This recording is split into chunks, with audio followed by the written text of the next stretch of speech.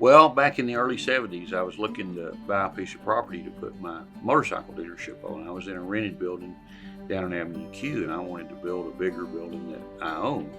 And land around Lubbock was expensive back then, dollar and a half a square foot, crazy high. And I found a piece that was only 75 cents a square foot. And turned out Ron Betenbough and Lester Shaver Estates Trust Company owned it. So I called and I ended up getting to talk to Ron, and he and I just hit it off right away. He was such a great person, and he was able to sell me that land. And our big joke for 20 years was if I was ever unhappy with the deal, he'd give me my money back for the land, because now it was worth $5 or $10 a square foot. But he was just a total pleasure to do business with. I was a very young, inexperienced real estate person. Ron was maybe not an old pro, but he knew what he was doing. But he did not use that experience to take advantage of me. He used that experience to help me, and I really always appreciated it. He sent me Christmas cards every year, religious-based, showing his faith, and I learned a lot about him in the ensuing years because he stayed in touch. He cared about his customers, his clients, and was just a great person, and we've stayed friends for ever since. Ron has done so much in the way of donations to Christian charities, either through the foundation or their personal wealth.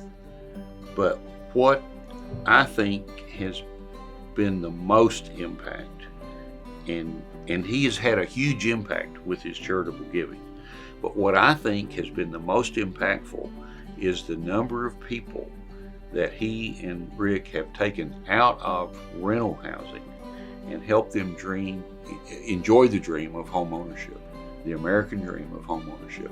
Because he was building homes using an assembly line factory production method before it was popular, and was able to build a very quality home for less than the other builders in town. They would badmouth him and say he was building a cheap house. Well, he wasn't building a cheap house. He was building a quality house for less money. And it made it affordable for people that were struggling to pay $9.95 a month rent, could actually buy a house for $800 a month and enjoy that dream of home ownership. So I think the thousands and thousands of people that he has put into their own home is his greatest contribution. I first met Ron when Rick introduced us, and we were actually having dinner at a restaurant. And I recall, my family's small. I was from a small town. We didn't eat out a lot.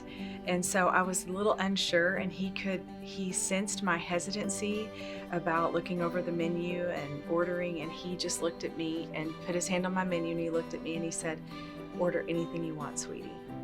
And I just, right then, just felt the love of a father and just felt the warmth of a covering of a father. And I was completely at ease with him from that point forward. When I first met him, of course, I had heard about him. Our parents were actually in Lions Club together. And Lions Club is actually how Rick and I met, through an event that our parents had both taken us to. And so he was larger than life to me, just larger than life, and a little intimidating. But the second you meet him and experience his warmth, those things go away. I had a handbag that needed a leather strap repaired on it, and I didn't know where to take it. So I just Googled leather shops in the city, and Tandy Leather Company came up, and I thought, well, I've heard of them, so I'll go there. Well, I went into the shop, and they could not assist me with what I needed, but they gave me a business card of a leather shop in Cactus Alley. And they said, "This guy can help you." And I said, okay. So I drove over there, walked in the door. Brad Glenn is the owner of the shop. I did not identify who I was. I just said, "I have this purse strap that I need to have repaired." And he said, "Do you know anything about my shop and what I do?" And I said, "No." And he started taking me around and showing me these boots. He makes these handmade boots, and he puts a scripture in the very shin part of the leather of the boot. And he said, "The Lord saved me from a lot." And he said, years ago, my sister-in-law had an interview at Betenbough Homes with Ron Betenbough for a sales position. And through the course of their time interviewing, she shared the story of me being an alcoholic and being lost and being a drug addict. And her heart for me came out in that time with him. And he offered in that moment to pay my fees to go to Teen Challenge. And so I went through Teen Challenge. My sister-in-law did not end up getting the job as a salesperson in the organization, but my life has forever been changed. And I'm now a pastor of a church, and I have this boot shop, and my marriage was saved, and I have children, and my life is totally different today than it would have been had that intersection not happened at that time and had he not been obedient. And my jaw was just dropped on the floor, because I looked at him and I said, "Do you have any idea who I am?" And he said, "I have no idea who you are. I tell this story to everyone that comes in my shop because I want people to know that they have hope. No matter where they're at in life, there's hope. And sometimes you might meet a person and you might think it might be for a purpose, but God might have a completely and entirely different purpose for that." And so I share this story with everyone. And so he was just completely amazed whenever I told him that Ron was my father-in-law, and that I couldn't wait to call him on the way home and share this story of impact with him. And I just think God is so good for bringing stories of fruit in your life. You know, sometimes when we respond in those moments, we don't get to see the rest of the story. But sometimes God's gracious, and he pulls back the curtain and he lets you see a little further beyond one act of kindness in an interview that you thought was going to result in filling a need you had, when the Lord ended up allowing you to meet someone else's need. I first met Ron here at the office in 2010 of November. I had just started working here, and he came by the office and introduced himself. When I first met Ron, I was so excited to meet the mastermind behind Betenbough Homes. It was an honor to get to meet him in person. Within the first year of working at Betenbough Homes, Ron asked me to dinner multiple times with him and Sweet Pea, also known as Chelsea. And during those dinners, I learned how much of a family man he is and how important family is. It got to the point where I was hanging out with him quite a bit. He would invite me over to holiday events like Thanksgiving and Christmas. And when he did that, he made me feel like I was a part of his family, like I belonged somewhere. Rick the son knew that his father, Ron Betenbough, was an entrepreneur really my whole life. I grew up watching him be in business, which meant different things at different times. He was very entrepreneurial. He did lots of different kinds of things. I went to work with him probably from 14 years old on in the summers. I would ride to work with him and mow lawns at his apartments. I remember when I was about 12, a really cool thing that happened was Dad decided, having never done this before, that he was going to build a shopping center. And I remember him talking to me about this, and he said, "I'm going to go to Dallas, and I'm going to look around at shopping centers and get some ideas." And he said, "In fact, do you want to go?" And I said, "I'd love that, Dad." And so Dad and I jumped on a plane and flew to Dallas and spent the weekend driving all over Dallas, looking at shopping centers, parking, coming up with all kinds of design ideas. And then we came home and Dad built a shopping center that's still there at 82nd and Quaker, the east side of Quaker on the north side of 82nd. There's a shopping center that looks kind of Latin American, kind of Spanish style architecture with a bell tower. He built that shopping center, and he never built another shopping center that I know of, and had never built one before that. So that was Dad, very entrepreneurial. The many experiences he and I have had sitting in living room, buying land together for Betenbough Homes. I remember one time the Revere family, Revere Farms is a neighborhood that we built a bunch of homes in on the north side of town. And it's named after that family, Revere, R-E-V-I-E-R. And they homesteaded that land in early 1900s. And the patriarch passed away and left the homestead and the land to his kids, and we negotiated with each one of them in their living room of their homestead. It's still there. That is a is a state protected monument. That home is. It's a 2-story home that was built in like 1906.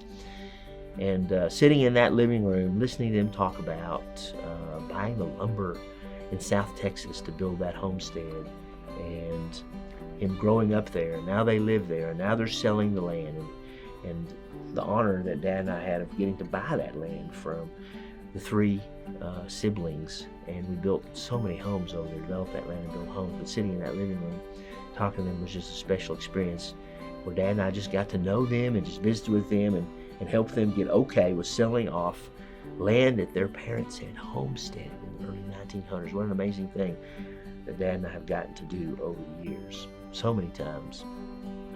You know, early on in the process, Dad and I had to get to know each other.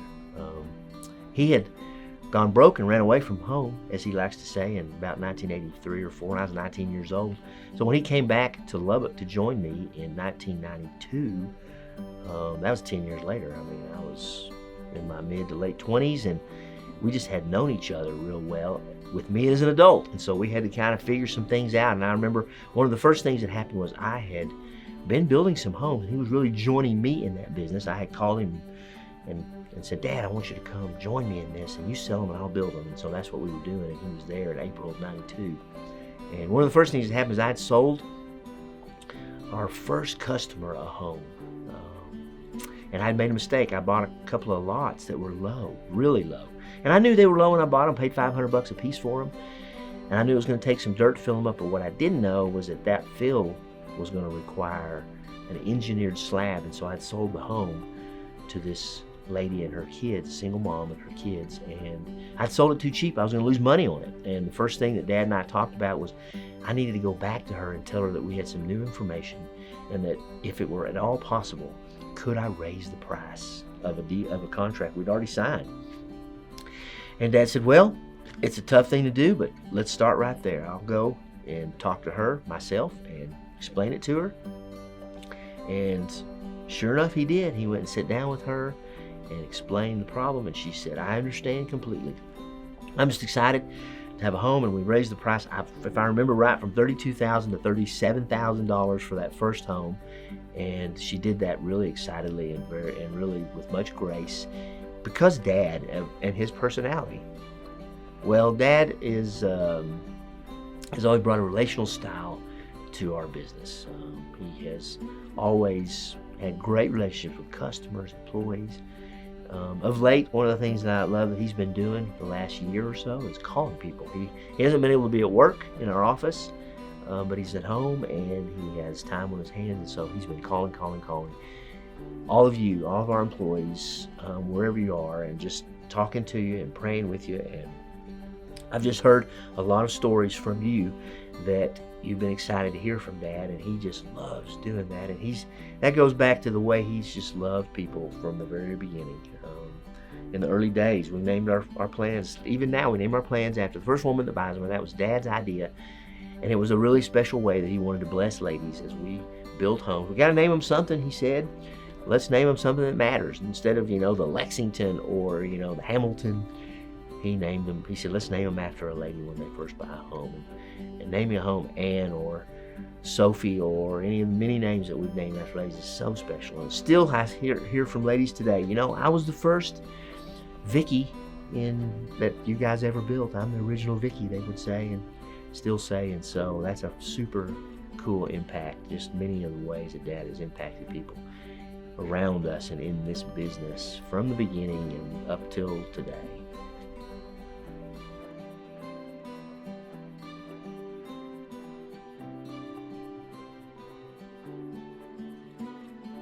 I first met Holly when my husband, we have a ministry outside of here, and he did a thing called Concert of Praise where we brought the Church of Lubbock together.